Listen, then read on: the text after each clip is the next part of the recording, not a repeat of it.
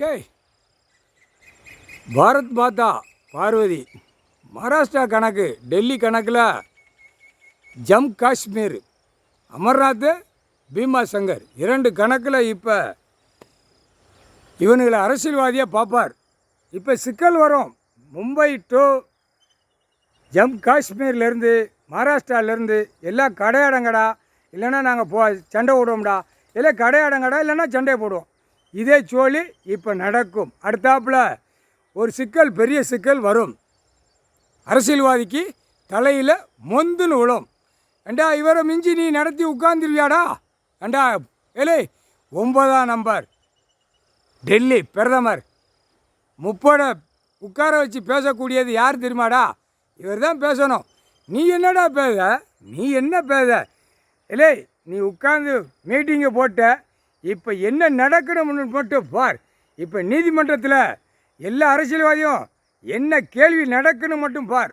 Delhi to Tamil Nadu, Tamil Nadu to Delhi உட்கார்ந்த இடத்துல பட்டணம் தட்டுவார். இப்போ சிக்கல் பயங்கரமாக நீதிமன்ற கோர்ட்டில் வரும். முக்கால் சத்தியம். எல்லா மின்சாரத்தில் இங்கேருந்தே கனெக்ஷனை கொடுத்துட்டார். 8ஆம் நாட்டு சனி, சனீஸ்வரி, சனி பார்வையில் கரண்ட் கனெக்ஷனில் டெல்லி மும்பை வரைக்கும் ஆட்டுறா அப்படின்ட்டார். இப்போ பயங்கரமான சிக்கல்.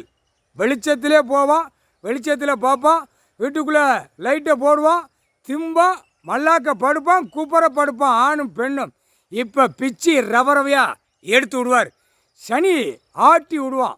ஆட்டி விட்டால டெல்லி, மகாராஷ்டிரா ஒரு குலுங்கு, மும்பை ஒரு குலுங்கு குலுக்கி விடுவான் பார். இப்போ 8ஆம் நாட்டு சனி எல்லாம் பூரா என்ன நடத்தி விடுதான்னு பாருடா.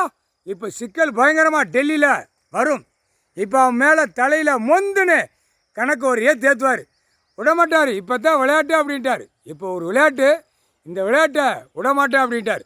ஏண்டா உட்காந்து கணக்கு போட்ட கணக்கென்னும் கோர்ட்டு நீதிமன்றத்திலேருந்து அரசியல்வாதி வரைக்கும் வேடிக்கையா அப்படின்னு நானே கணக்கை பார்வதி அம்மா கணக்கு கொடுக்கேன் தமிழ்நாட்டில். முக்கால் சதியம்.